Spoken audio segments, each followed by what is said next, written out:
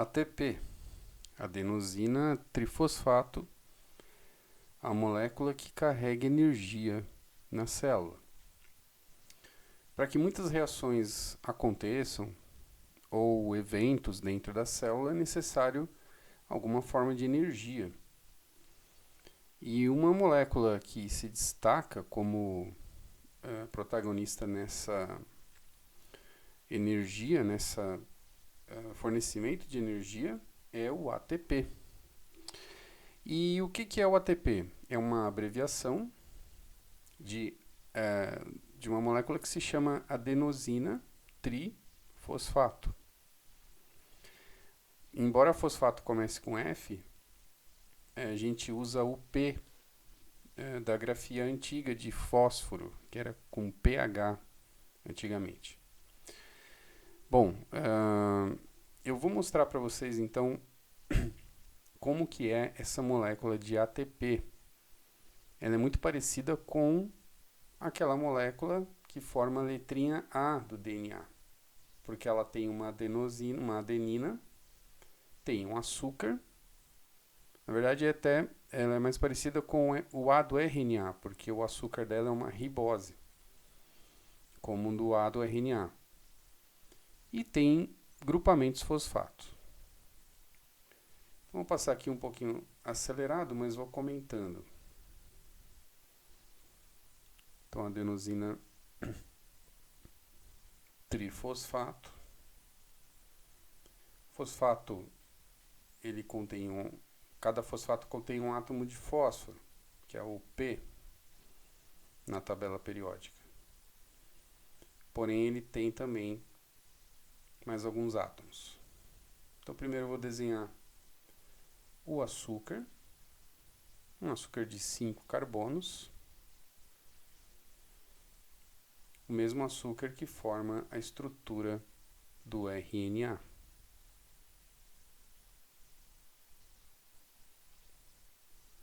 Ligado a essa ribose, nós temos uma base nitrogenada.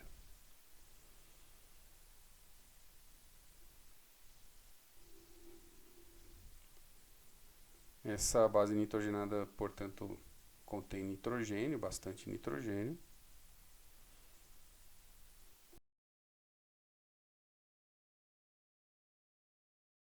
E vocês vão vendo que vai formando uma figura muito parecido com o nucleotídeo, né? Base nitrogenada, açúcar, e ligado ali aquele carbono do açúcar que está ali sozinho, ele vai ter um fósforo, um grupamento fosfato. Porém, ele vai ter 3 grupamentos fosfatos. Então, essa é uma diferença do nucleotídeo, né? O nucleotídeo só tem um grupamento. Vamos colocar aqui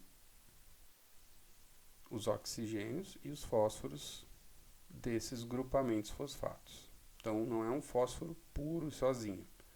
Tem átomos de oxigênio intercalados e os de hidrogênio. Inclusive, esses átomos de hidrogênio que vão estar para cima ali vão fornecer cargas positivas para essa estrutura. Então, basicamente, esse é um ATP. Geralmente, o aluno não precisa saber desenhar a estrutura, tá? Basta ele saber que o ATP é uma adenosina, que a adenosina é composta pela base nitrogenada adenina mais a ribose. Vou colocar aqui embaixo essa informação também. Então, esse conjunto aqui é chamado adenosina.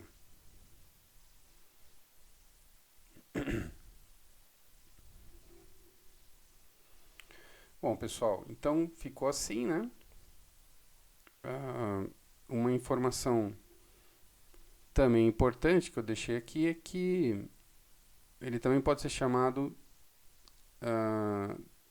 trifosfato de adenosina. Ao invés de adenosina trifosfato, ele também pode ser chamado de trifosfato de adenosina. ok? Bom, acontece que esses fósforos podem ser desligados do ATP. Aqui eu desenhei um ATP e um ADP, que é uma adenosina difosfato, com 2 fósforos. Então, como vocês podem ver, na ADP você só tem 2 fósforos, porque um último fósforo aqui ele foi retirado da molécula. Então, nessas ligações covalentes que existem aqui entre o fósforo, armazena-se muita energia. Então, são ligações de alta energia. Essas ligações, quando são desligadas, liberam essa energia. E por isso que o ATP, a gente diz que ele armazena energia, né? Então está armazenado aqui nessas ligações covalentes. E também ele pode ser usado como fonte de energia livre. Então, quando uma reação química necessita de energia, um fósforo é desligado e essa energia livre vai ser usada nessa reação, provavelmente por uma enzima, tá? Para que algo aconteça dentro da célula. Então, para que é utilizado o ATP? Essa energia que é liberada do ATP vai ser utilizado no transporte ativo. Lembra da bomba de sódio e potássio, por exemplo? Usado no transporte ativo. Ele é usado na síntese de proteínas. São apenas exemplos, tá? Anabolismo e catabolismo em geral. Então, digerir uma molécula, por exemplo, ou construir uma molécula. Contração muscular, algo que gasta bastante energia. Bomba de sódio e potássio. Por exemplo, todo sistema nervoso ele tem que manter um gradiente de concentração de sódio e potássio. Para que se forme esse gradiente, um dos componentes é a bomba de sódio e potássio, que é uma proteína de membrana, e ela faz isso às custas de ATP, da energia livre do ATP. Então, um fósforo tem que ser retirado do ATP e formado o ADP. Eu vou passar uma animação agora para vocês rapidinho, tá? Ela é bem curta. ATP, or adenosine triphosphate, is really important because it serves as an energy carrier in cells.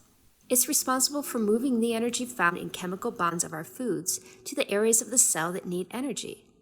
Without a constant supply of ATP, cells would quickly die. Let's zoom in to take a closer look at ATP's components. ATP is composed of a nitrogenous base called adenine, bound to the sugar ribose, and 3 phosphate groups.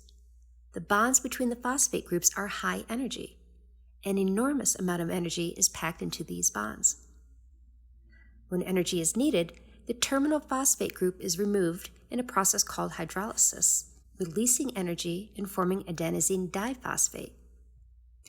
The energy released from this reaction is used by the cell to carry out all the functions necessary to sustain life. Later, at the mitochondrial level, ADP and phosphate are recombined back into ATP, recharging the energy pathways of the cell. ATP, or adenosine triphosphate. Então, vocês viram aí na animação, né, que existe meio que um ciclo onde o ATP vai sendo utilizado para liberar essa energia que está contida nele, mas ele se transforma num ADP. Depois o ADP tem que ser regenerado para ATP, acrescentando aquele fósforo. Então existe um ciclo de transformação de ADP para ATP e de ATP para ADP. Porém, quando o ATP libera essa energia é usada numa reação química e também é gerado calor. E isso se perde, esse calor se perde para o meio ambiente. Então, como que eu vou agora fazer com que o ADP possa incorporar mais um fósforo, que é chamado fósforo inorgânico? E se eu preciso de energia Não daria para usar ATP como energia, porque justamente o ATP é o que eu estou utilizando em outras reações químicas. Então eu tenho que ter uma energia de fora. E essa energia de fora vem com a comida. Então, ao consumir principalmente carboidrato, mas poderia ser outra classe de molécula, gordura, proteína, a célula tem suas vias metabólicas, que é o que a gente vai ver em respiração celular ou fermentação também. Ela tem suas vias para regenerar esse ADP em ATP, acrescentando um fósforo. Então, com energia externa, eu consigo fazer fabricação de ATP. As plantas, né, ou seres autótrofos, como algas e cianobactérias, conseguem, elas não se alimentam, elas não comem outros organismos. Então, da onde que elas pegam energia? Pegam do sol, através da fotossíntese, e em alguns casos, na ausência de luz, algumas bactérias podem fazer quimiossíntese, utilizando outros processos que nós veremos depois. Tá? Mas a princípio, 99,99% dos casos começa com um ser fotossintetizante, que é o início da cadeia alimentar. E esse ser fotossintetizante pega essa energia do sol, energia luminosa. Consegue converter gás carbônico em glicose.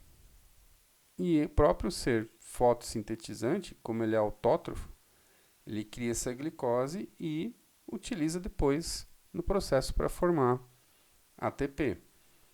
Tá? E os outros que não são autótrofos, são heterótrofos, se alimentam dos autótrofos, a princípio, pegando essas moléculas de energia. No caso dos autótrofos, eles geram açúcar. Né? Vamos ver então esse ciclo, né, de ATP e UDP. Vou passar aqui um desenho bem acelerado. Então eu fiz aqui um ATP, adenina, o açúcar, que é a ribose, os 3 fósforos verdinhos ali, esses daqui, né? Nessa parte do ciclo aqui, eu vou tirar um fósforo. Eu vou liberar energia, tá? Então eu tirei um fósforo, que é essa bolinha verdinha, que é chamado fosfato ou fósforo inorgânico, PI. Liberei a energia, que a célula vai usar em diversas funções, né? E formei esse ADP, adenosina difosfato, só com 2 fósforos. Agora, eu vou pegar a energia de fora e vou inserir um fósforo inorgânico dentro, de novo, nesse ADP, para formar um ATP. Então, fechando esse ciclo. Então, tópicos importantes aqui seriam a energia absorvida da comida, a glicose, é um exemplo. O fósforo inorgânico é incorporado junto com o ADP, formando outro ATP. Esse processo de inserir um fósforo aqui no ADP é chamado fosforilação. Tá? Agora, para eu tirar um fosfato, uma coisa que vocês viram na animação é que eu adiciono uma molécula de água aqui. E ao adicionar água, é uma reação exotérmica que libera essa energia. Ao adicionar água, eu fiz uma hidrolisação. Tá? Então, acrescentei molécula de água aqui. Libero fósforo e energia. A célula depois vai pegar esse ADP e vai acrescentar um fosfato usando a glicose como fonte de energia. Esse processo aqui da glicose, nós vamos ter uma aula específica sobre como a célula consegue pegar a glicose e liberar a energia da glicose para usar na fosforilação. Bom, pessoal, basicamente é isso que vocês têm que saber, tá?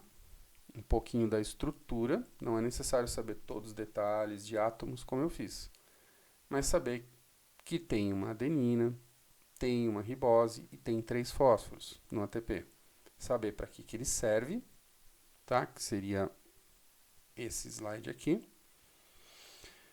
Saber essa questão do ciclo ATP-ADP, da fosforilação e da hidrólise. Por hoje é isso e eu vejo vocês no próximo conteúdo. Até mais.